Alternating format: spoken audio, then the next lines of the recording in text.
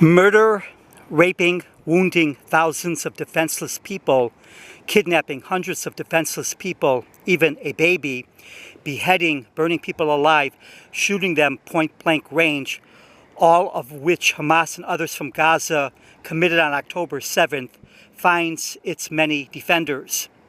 A perverted morality seeks to change the most basic and fundamental morality that keeps human civilization from completely collapsing, including the prohibition against murder. This perversion of morality justifies murder, rape, genocide, torture, mutilation, all of which Hamas and others from Gaza committed on October 7th. It defends crimes against humanity, accusing the murdered and defending the murderers, including by the use of the words settlers, colonialism, racism, occupiers, and so on, means anything goes, and the murderers and rapists get to do whatever they want. The perverted morality does not hold the people they favor responsible for what they do, even when they murder, torture, rape, and mutilate. Instead, the perverted morality shifts all blame, all responsibility onto the people that they scorn. The perverted morality tries to obscure the clear lines between acts of murder and casualties of war. Those the perverted moralist consider oppressed can commit whatever crimes they want. Those the perverted moralists consider oppressors are blamed even when they are raped, mutilated, tortured, and murdered. Hamas wants genocide. They showed this once again on October 7th. Hamas's long history of suicide bombings against defenseless civilians inside of Israel already proved this. A propagandist professor at Columbia University allegedly researched the exodus history of Jews from Arab-majority lands, whom he calls Arab Jews, and why they fled to Israel.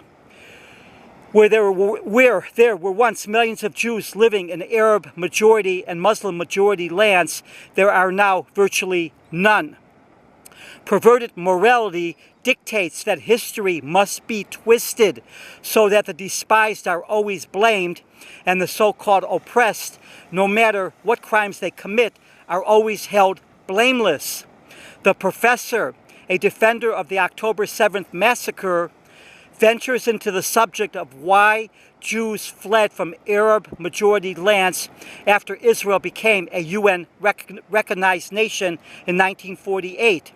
He does not hold responsible Arabs in any way whatsoever for why Jews fled from Arab-majority lands during 1948 and after Israel was an established state and into the 1950s.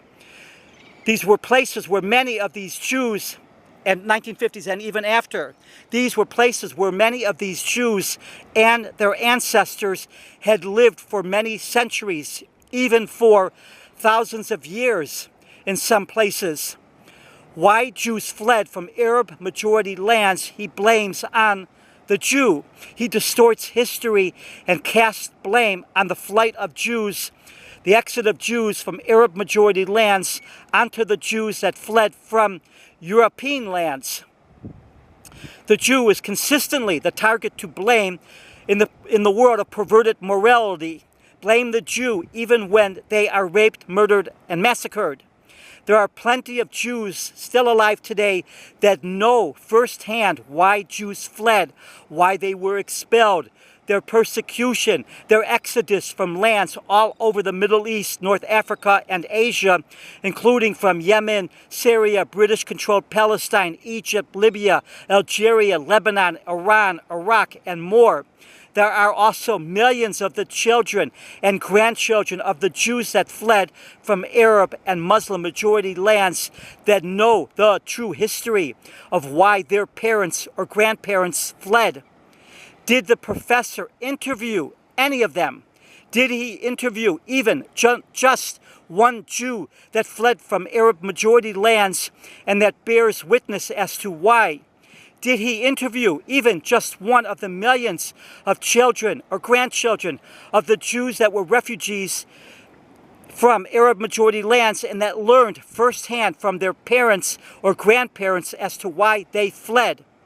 These Jews and their descendants from Arab-majority lands constitute the majority population of Israel.